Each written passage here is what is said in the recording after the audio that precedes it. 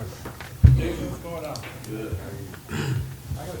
Board of County Commissioners now in session will have the prayer followed with the pledge. Heavenly Father, this morning we just ask you to keep your hand on the Board of County Commissioners. They make the right decision. Lord, keep your hand on all the seafood workers in the military. We ask this in the mighty name of Jesus. Amen. Amen. Pledge allegiance to the flag of the United States of America, and to the republic for which it stands, one nation, under God, indivisible, with liberty and justice for all.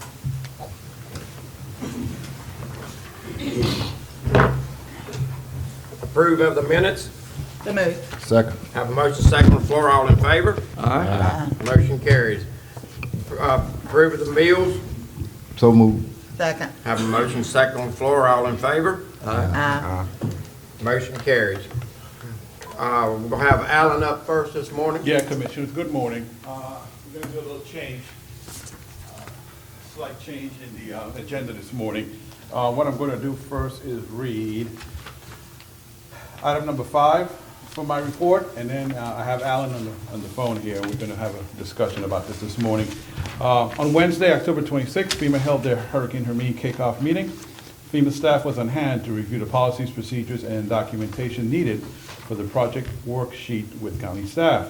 On Friday, Clay Kennedy of Dewberry Preble Ridge and I accompanied FEMA's project worksheet specialist to Alligator Point and St. George Island to review the damaged road.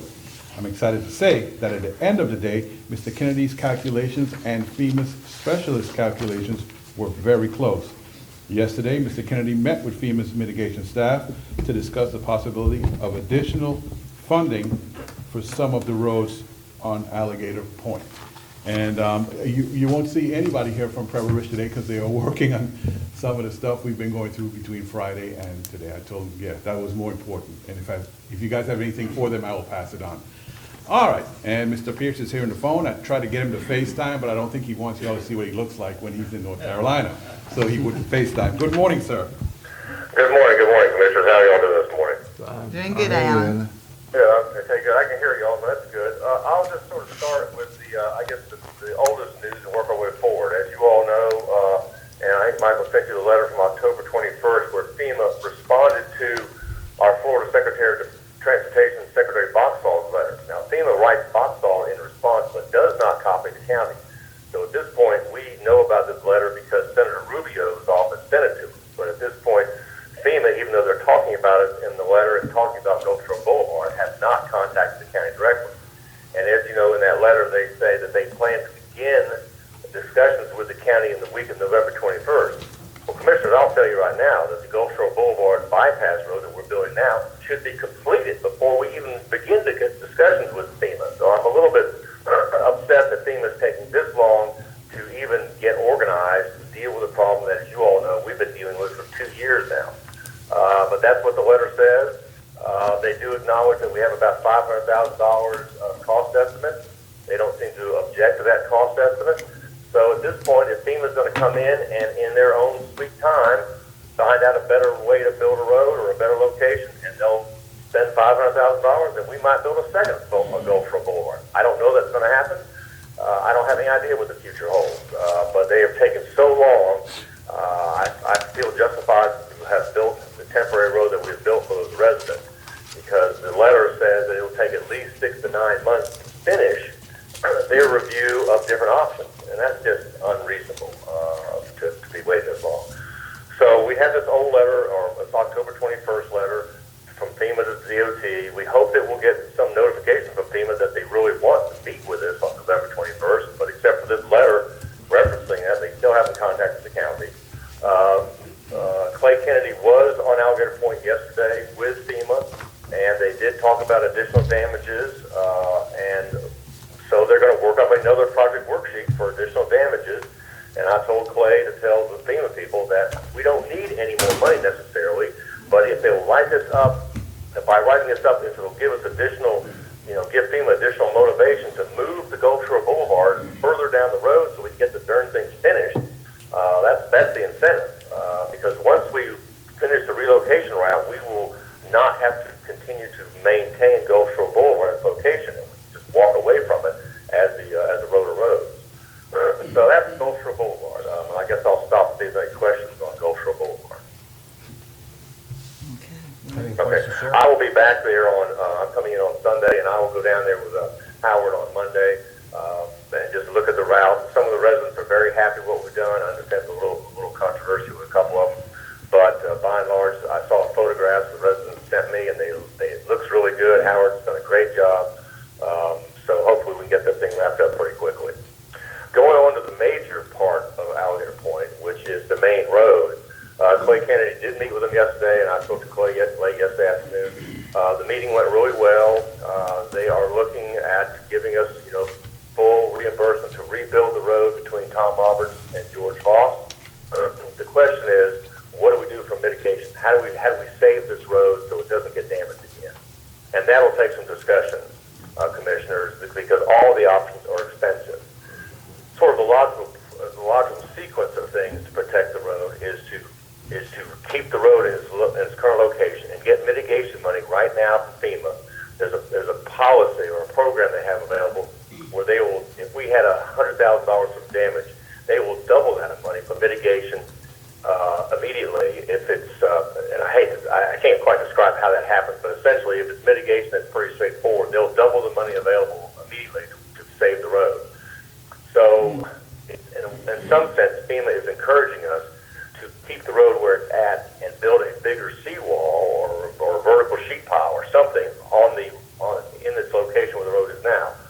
In the long term, commissioners, that's not my preference, because in the long term, I don't want the road to be there and then have minor storm events wash into the road, and then we do not have FEMA money available if it's a minor storm event. So my long term goal is to move the road north by buying those 10 lots on the north side of the road. There's 3 houses there, and just continue to move the road away from the shore.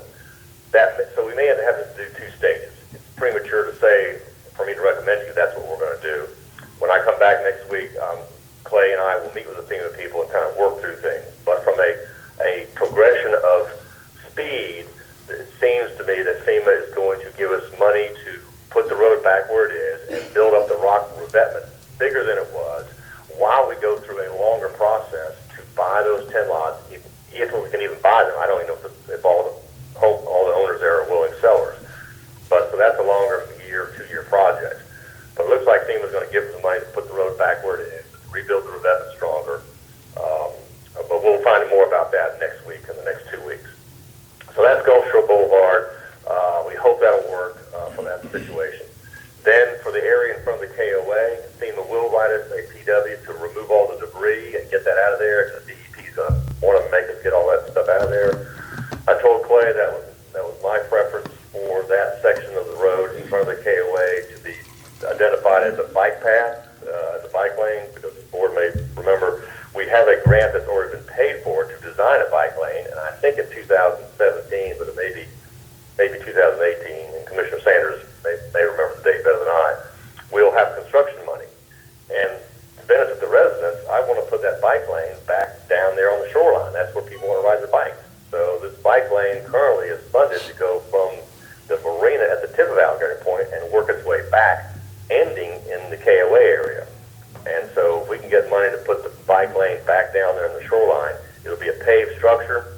It might look like a road. It might serve as some emergency function as a road, depending on, how much money and how much land we have there. But that's the goal, is to try and get FEMA approval to do something in front of the KOA in the form of a bike lane or something like that. Because FEMA told Clay Kennedy, well, why do you need any money down here? You've already got money to relocate the road to Tom Roberts. We're not going to deal with this piece of property anymore. We're done with this section of the road. And so there's a little resistance there from FEMA about whether we get anything, but we're going to see what we can get out of that. So that's in front of the KOA. The next section of Alligator Point that got damaged is Chip Morrison Drive. Now this road's been damaged before, but this time it was enough damage that Clay suggested to FEMA that we would do a small amount of mitigation there, being some rocks, not on the shore, but rocks up by the road itself. It's a curve there, and there used to be houses that protected the road from the ocean, but 3 of the 4 houses have now disappeared. There's only 1 house left that is about ready to fall down.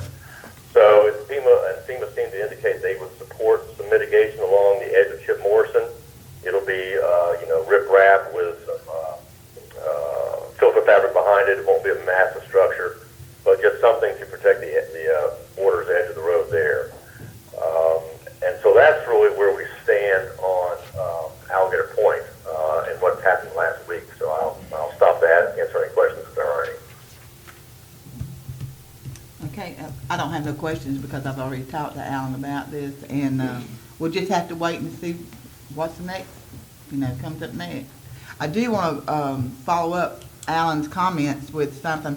I asked the board at the last meeting, did they want me to take to the Transportation Corridor Authority the idea of supporting Franklin County's efforts to try to, get FEMA and the federal government, along with the state government in here to try to do something about Alligator Point Road, and they said yes, so I took it to them, and there is a letter that was sent to me yesterday, and I'll get Michael to forward it to all of y'all later on, that that the Corridor Authority has sent a letter to the governor supporting Franklin County's efforts in trying to get something done. So let's, maybe we can get something done and get a solution to all the problems, but, I'm like, we're gonna have to have some money to do something. So, until we get all this famous stuff straightened out, we don't know where we're gonna turn at. Alan, I was going to tell you, Alan, the state came by yesterday afternoon after they left, I guess, Clay.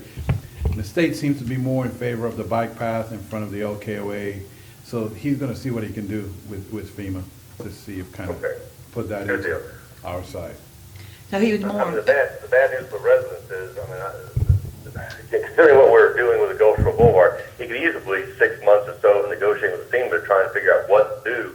I hate to give the residents this much bad news, but I suspect they might as well be ready for a one-lane road for 8 months to a year.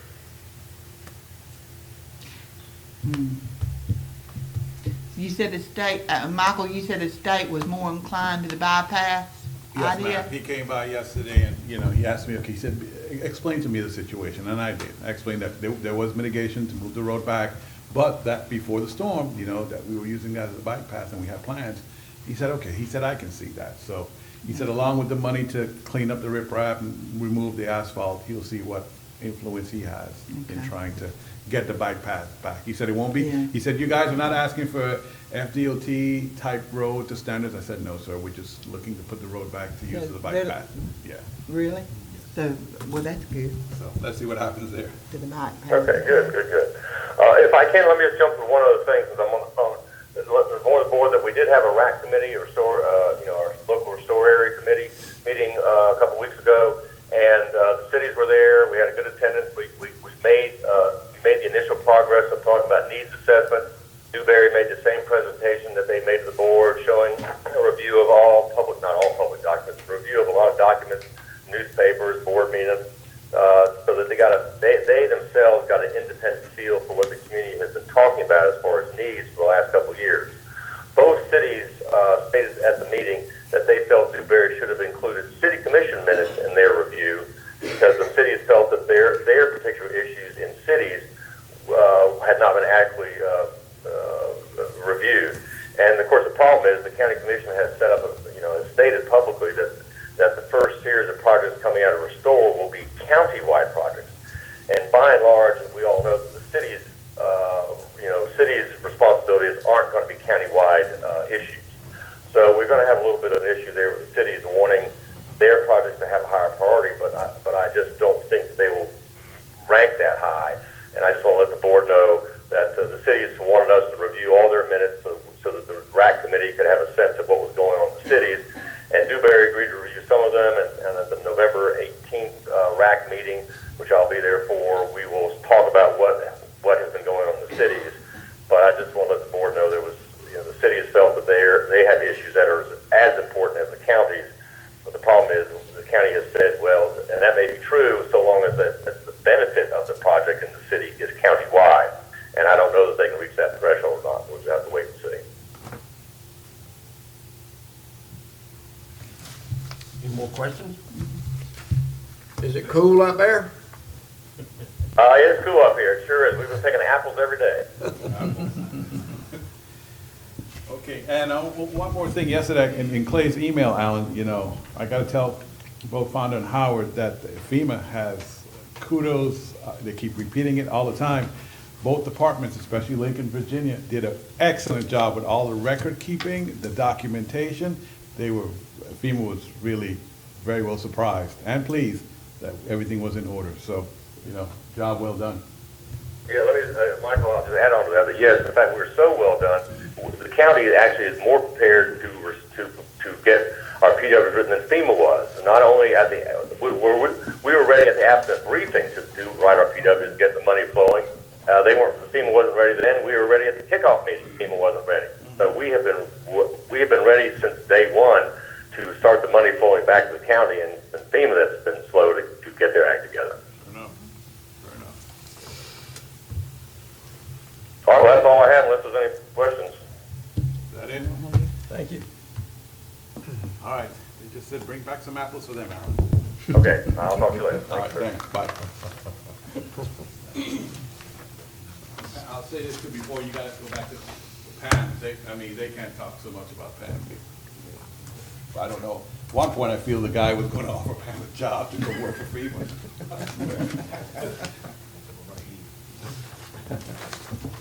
And that's it for right now. We can go back to the agenda. Okay, that's it? All right, department heads, Howard. Good morning, Commissioners. How y'all doing? All right. I just got a couple of items on the Ballpoint Road. We're about probably maybe halfway through with the road, so hopefully the next week and a half or so, we have it finished. In the little area in front of the KOA, we still maintaining it, but it's very dusty, so. Thank you for monitoring that and making sure.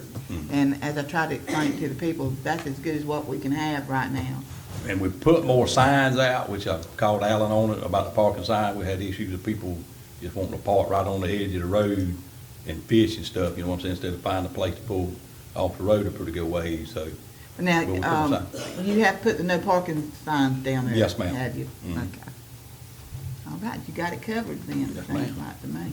And I really appreciate you helping me yesterday. You're welcome. Man, that was a big help. Anybody got anything for Howard? Done a good job. Thank you, Mr. Locke. I appreciate it, Howard. Thank y'all. Fonda Davis, Solid Waste. Good morning, Commissioners. Morning. One item here, I'd just like to advertise for one permanent part-time position. I'd like to get the board approval. So moved. Second.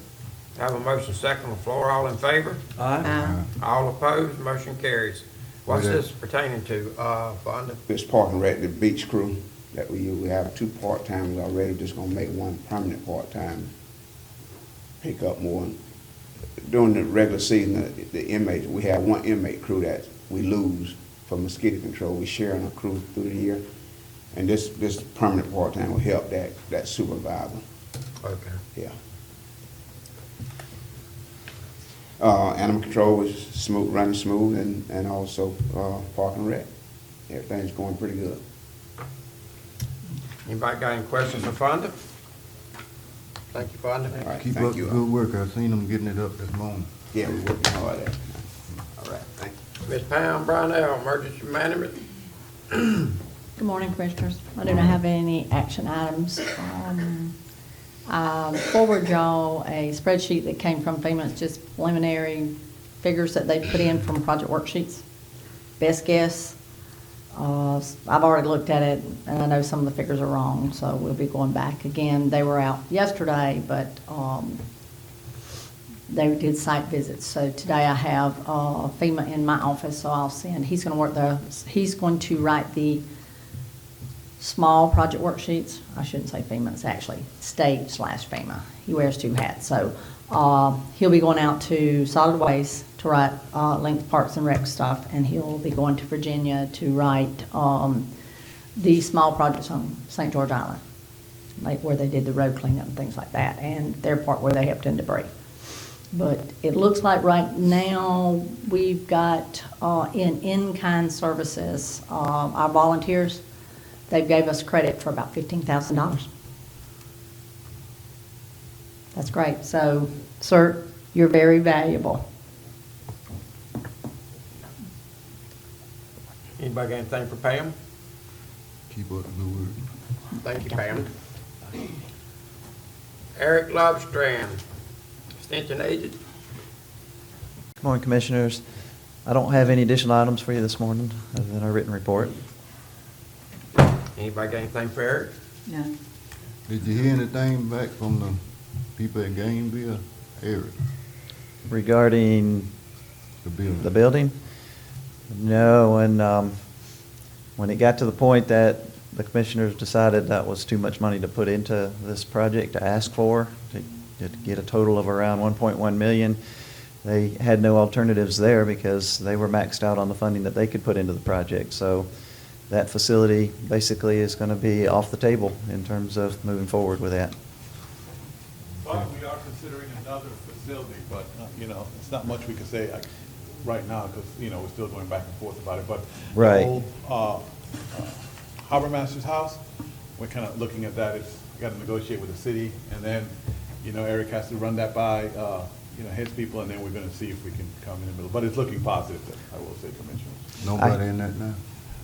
The city had rented or leased part of the building. I don't know if it's part of the building or part of the outside. I'm not kind of straight on that yet from the city. But there's a gentleman that does some kind of service there, provides some kind of service or product or something he's doing there. But the city has assured me that that will not be a problem if we could all move forward with this. I will say that I've reached out to Senator Mumford's staff because the funding, as it stands now, was in a contract from FDEX. It was in their budget to the University of Florida directly, and that would need to be repurposed, and it would have to be in a separate, a new contract would have to be done to actually be able to take that money to the county for us to be able to use it on a different project. So Marcia Mathis is the one that I had talked to. She said this sounded like a positive opportunity potentially, and she would talk to the senator regarding what the process would be to repurpose those funds. And we'll move forward from there once we know that we can take the money from one place and put it to the other place. And then once that's done, then I can go to the city of Apalachicola and sit down and have a real talk, because then we know we have the money. Right, we don't want to go too far down that road until we know that the funding is going to be there for us. Mr. Chairman, I had a question. Yes, sir. What's the condition of the Harbor Master's house? It's not too bad, as a matter of fact. Needs some work. It's in particular the back side of the building, a couple of restrooms back there, and the one room that was designed originally as a laundry room and a shower space have been deteriorating and are in pretty bad shape. Other than that, cosmetic stuff inside primarily looks like. They've had a tenant in there for many years, the Fish and Wildlife Service, and so they have moved out. Carpet, paint, basic stuff inside. Follow up, it's not going to be the same situation we had with the other. No, not if this project is run through the county's Because we won't county's have funds, the- yep. The type of standards, that the university was Right. looking at, so. And it doesn't have the same kinds of basic Damage. construction issues, damage that, or Yeah. problems at the other location either. So the answer is it's in better shape than the other building overall. It's a little newer. I think it was built in '89. Okay, anybody for Eric? Thank you, Eric. Thank you very much. Mr. Jason Burt, Airport Manager. Good morning, Commissioners. Good morning. Just real quickly, we know we've got the electrical lighting upgrade that's going to start happening here pretty soon, and the contracts are in the process of being signed right now, and a notice to proceed date is being formulated. But it looks like we're going to start that the first week of January. The contractor don't want to get started and then be down for the holidays, so it looks like that's going to start 1st of 17. The drainage rehab, the design is complete, and Avcon will be working with Mr. Marone to advertise the project bid. The commercial access road, there's some design elements that are still being worked on with Avcon. They need to submit some permits for wetland impacts, and they anticipate submitting those permits early January. And then we have the economic development plan. Avcon is actually working here regionally with some area shareholders to gather some information. I'm actually going to be meeting with Ms. Beth Kirkland today at 5 to go over some potential preliminary opportunities there at the airport economically. And then we have an airport advisory commission meeting this afternoon or this evening at 6:30. And at that meeting, we're gonna talk to some of the actual boots on the ground that were there during the hurricane, and we'll be able to come up with a better kind of a contingency plan or emergency management plan moving forward from this meeting this afternoon. Anybody got anything for Jason? Thank you. Thank you, guys. You have Yes, a sir. good morning. Yes, sir. Thank you. Mr. Chairman, I know Lisa isn't here. She was coming from Tallahassee, and she planned to be here around 10. So I don't know, can we go ahead with the clerk's report, and I'll do mine, and All then right. Lisa gets in. Yeah, I'll we'll just, stop. when she comes in, we'll go to her. Mhm. I'm just gonna stand here, I think I'm loud enough. The way this meeting's going, she better hurry. I have 6 resolutions for adoption on unanticipated revenue as part of the end of the year bookkeeping that involve funds that weren't included in your initial budget last year because we didn't know that the funds would be received. Approval is needed to comply with Florida Statute 129. The first resolution deals with $16,159 received from the Florida Department of State for making the loan payment relative to the acquisition of new voting equipment. Second resolution deals with $780,618 received from the State of Florida Department of Transportation and the Federal Aviation Administration for payment of expenses relative to the rehabilitation of airfield pavement projects.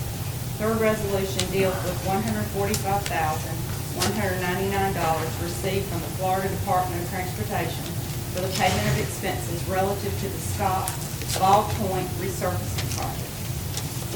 Fourth resolution deals with $113,000 received from loan proceeds from the People's South Bank for the purchase of voting equipment for the Supervisor of Elections Office and a new Ford Expedition for the Emergency Management Department. The fifth resolution deals with $52,456 received from the Florida Department of Environmental Protection for the payment of expenses incurred in the Sea Turtle Lighting project. The sixth resolution deals with $10,081 received from the Florida Department of Economic Opportunity for the payment of expenses relative to the CDBG housing grant project. So moved. Second.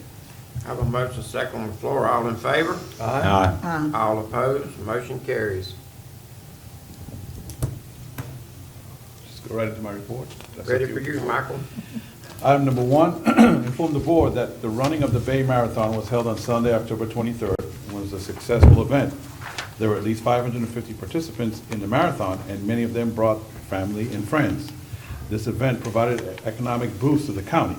Mark Henderson, event coordinator, made donations to Franklin's Promise and the Christmas Children's Fund, if that's the right name, that's what he thought it was called.